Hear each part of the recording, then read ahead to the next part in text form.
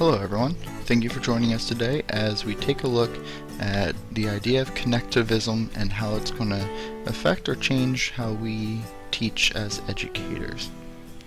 Now before we begin, this does call for a change in our teaching because the idea here is that we're going to drive our students to learn and become more independent learners. Before we begin, I want to take a moment and share with you a little bit about my previous philosophy before taking a look at the idea of connectivism in the classroom. I previously believed that students needed motivation to learn, that your lessons had to focus more on the students and less on you, and that there is a time and a place that technology can be available to teach. Now, connectivism is actually a very easy, simple concept that we are already pretty much familiar with. It is the idea of building a learning network. It's connecting people together where not only do the learners learn, but the learners are also teaching, they are sharing, they are encouraging each other. They're pushing each other to go find more information, they're challenging each other's information, and it's just really building a strong network of ideas of putting information together. Now, technology plays an intricate role here in connectivism because there are multitudes of tools available that allow your students, allow learners in general to connect with each other all around the world and really share experiences. The idea here is that learners learn from other people's experiences and from what they know. We always pass down information, and the technology simply allows us to pass down information in different ways. We can provide information on Facebook, on Twitter, on wikis, on blogs. We can do Skype chats, we can look at YouTube videos. There are just so many options out there nowadays to get information from each other that technology provides an easy medium to accomplish that. Next, I wanted to just kind of point out the idea of collaboration and just start off with a little bit of a thought.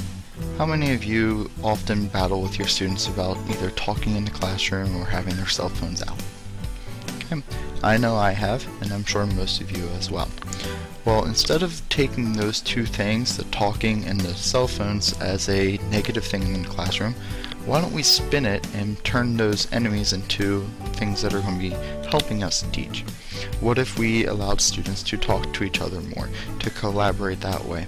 What if we allowed them to use their technology to find answers and to communicate with each other in that direction? So what I'm trying to encourage here is, don't necessarily think of those things that our students do so naturally as bad things. Look for opportunities to change it and incorporate it into your classroom. Allow those cell phones to be a polling device so you can get information from your students instantly. There's just lots of options.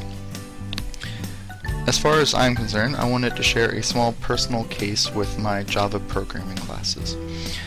Now, the class that I currently teach, it is a self-paced type course where students come in, they read from packets, and they are expected to complete these projects to demonstrate mastery. So here's an example of the first type of packet that I gave my students at the beginning of the year. You're going to notice that these packets, they allow the students to read the information. There's some notes that I give them, it gives them sample code, it gives them breaks down of basically everything that they are trying to learn.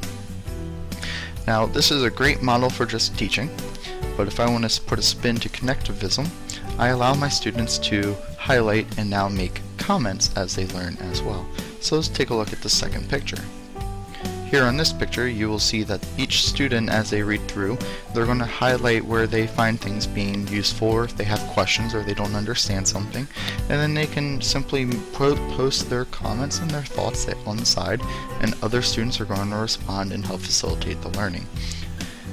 In general here, this has changed the education in my classroom from students being focused on what I'm doing to more about how each other are working, and instead of them working in small groups with one or two other people, essentially every student now can assist every other student in my classroom in their learning.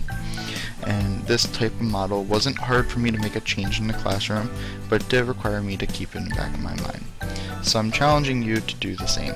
Think about how you can apply the idea of connectivism into your classroom and give it a try. We'll see how it goes. Created using Powtoon.